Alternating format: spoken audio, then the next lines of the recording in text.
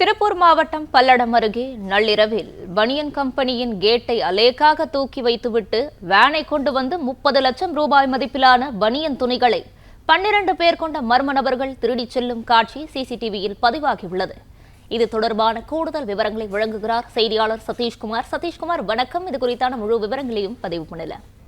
வணக்கம். திருப்பூர் மாவட்டம் பல்லடம் அருகே குன்னாங்கால் பாளையத்தில் வினோத்குமார் என்பவர் 8 வருடங்களாக பனியன் நிறுவனம் நடத்தி வருகிறார். இவர் தனியார் பின்னலாடை நிறுவனங்களிலிருந்து ஆர்டர் எடுத்து பனியன் துணிகளை தைத்து கொடுப்பது வழக்கமாக வைத்துள்ளார். இந்நிலையில கடந்த மார்ச் மாதம் திருப்பூர் காந்தி நகரில் இயங்கி வரும் தனியார் பின்னலாடை நிறுவனத்தில் ஆர்டர் எடுத்து துணிகளை தைத்து கொடுத்துள்ளனர். இதில் 75,000 ரூபாய் பணத்தை அந்நிறுவனம் வினோத்குமாருக்கு நிலுவையில் வைத்துள்ளது. இதனை தொடர்ந்து ஏப்ரல் மாதம் மீண்டும் ஆர்டர் எடுத்து துணிகளை தைத்து அனுப்புவதற்காக தயார் நிலையில் வைத்திருந்தனர். 15 லட்சம் ரூபாய் செலுத்த வேண்டிய நிலையில 11 லட்சம் ரூபாய் மட்டும் செலுத்திவிட்டு மீதும் 5,90,000 ரூபாய் நிறுவனத்துக்கு செலுத்தாமல் இருந்துள்ளனர்.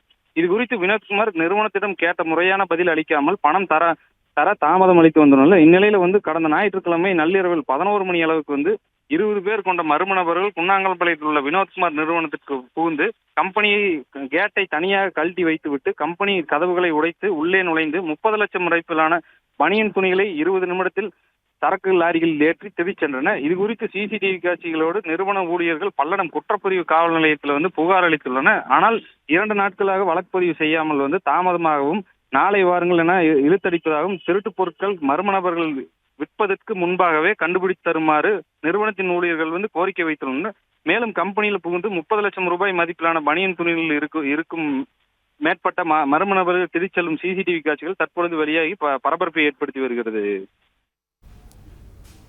விவரங்களுக்கு நன்றி சதீஷ்குமார். பிளே ஸ்டோர் மற்றும் ஆப் ஸ்டோரில் இருந்து பாலிமர் செயலியை QR கோடு மூலம் பதிவிறக்கம் செய்யுங்கள். செய்திகளை உடனுக்குடன் பெறுங்கள்.